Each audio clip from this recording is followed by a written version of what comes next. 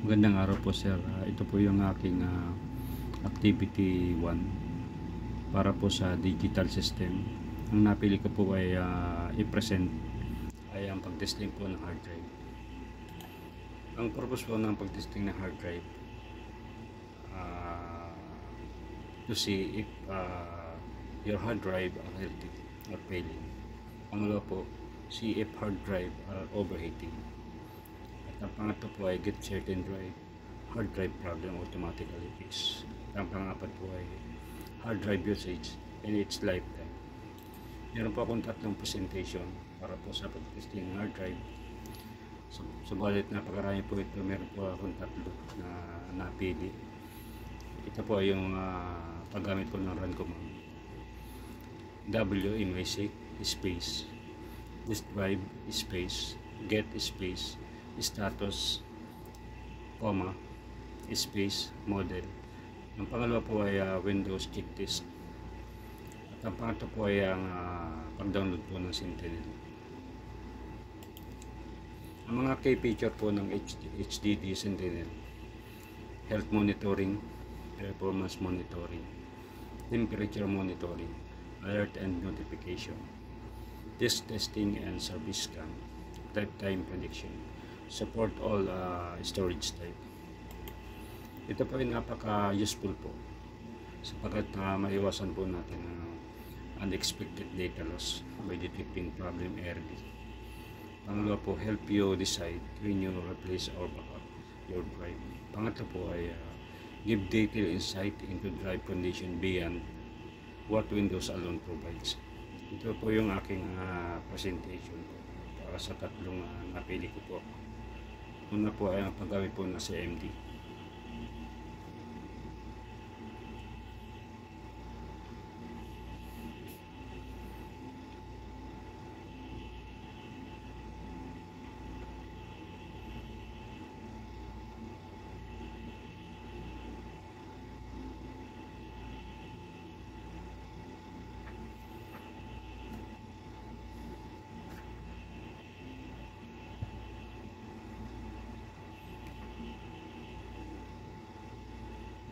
Pangalawa po yung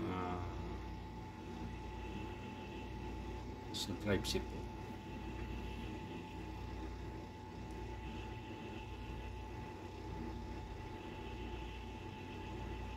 Check disk drive C.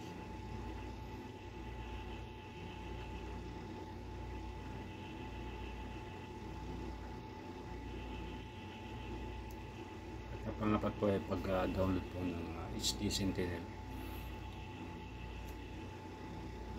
I-off po muna po yung antivirus para po makapag-download po ako ng HD Sentinel.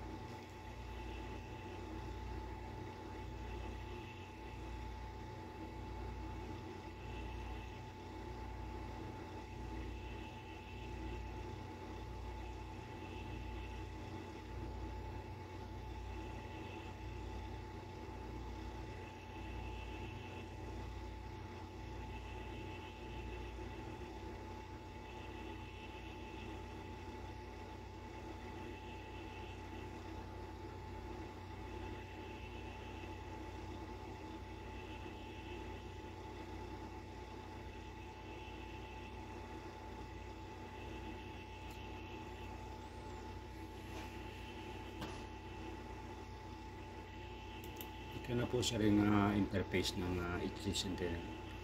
At ang health po ay 82. Excellent po. At ang performance po ay 100%. At ang temperature po ay 39. Para po sa akin medyo okay pa po itong hard drive nito. Ito lang po ang aking presentation at maraming salamat po.